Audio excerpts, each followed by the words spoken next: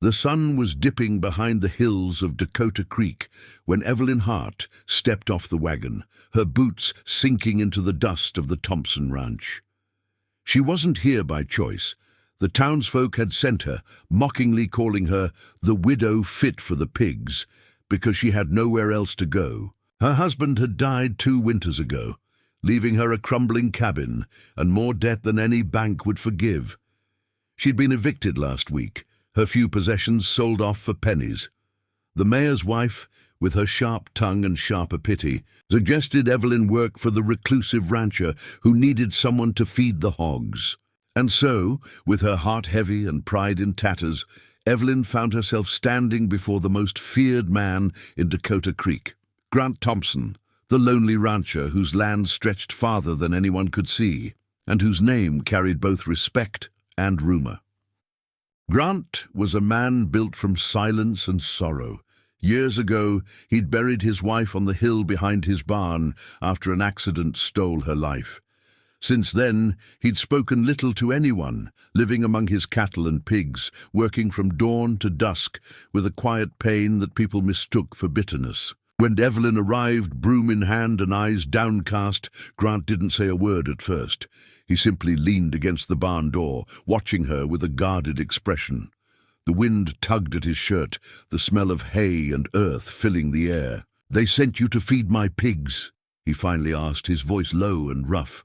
Evelyn swallowed hard and nodded. "I can work. I don't need charity." He studied her for a long moment before jerking his head toward the pen. "Then feed them."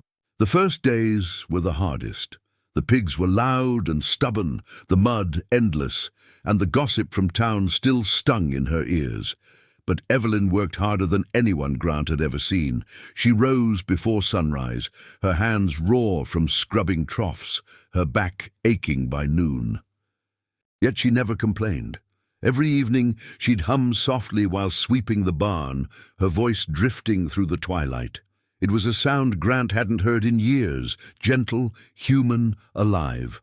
One night, as he watched her from the porch, he noticed the way her hair caught the glow of the setting sun, the determination in her tired eyes. For the first time in a long while, the loneliness in his chest began to ease. Word spread quickly in town that the widow was still at Thompson's ranch. Some laughed, saying she'd last only a few days before the rancher kicked her out. But weeks passed, and she didn't leave. Instead, the ranch began to change. The fences were fixed, the barn was cleaner, and the pigs were healthier. Even Grant seemed different.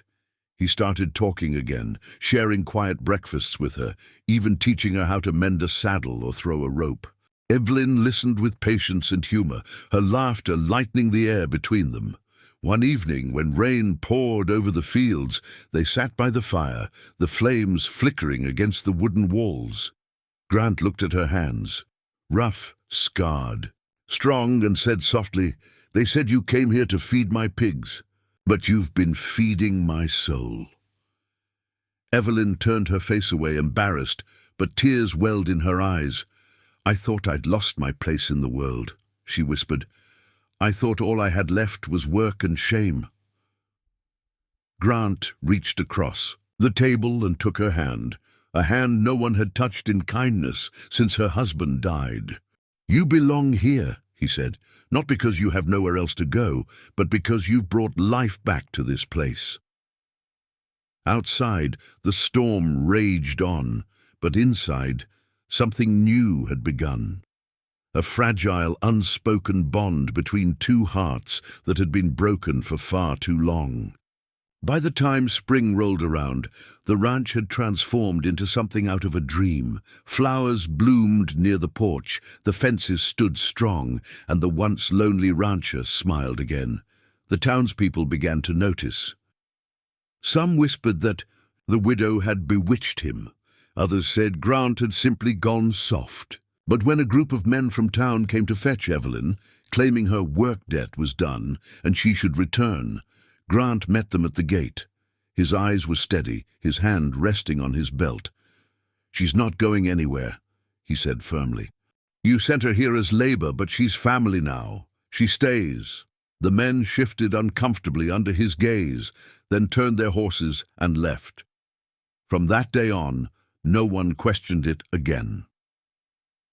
As the seasons passed, Grant and Evelyn built more than a ranch. They built a home.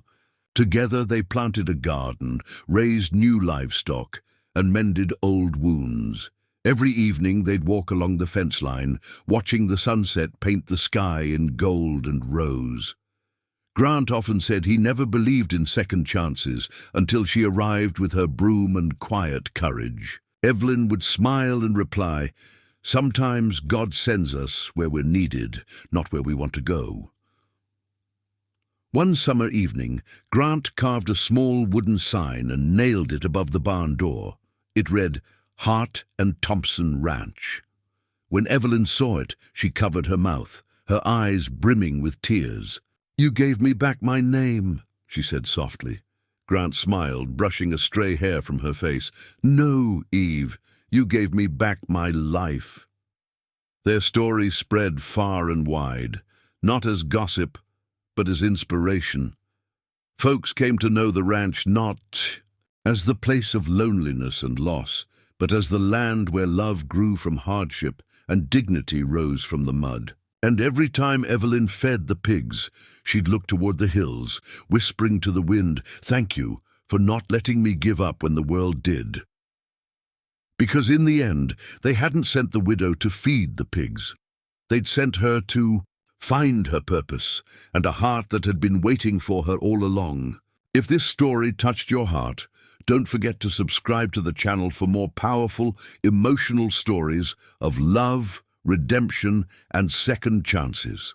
Your support helps bring more inspiring tales like this to life.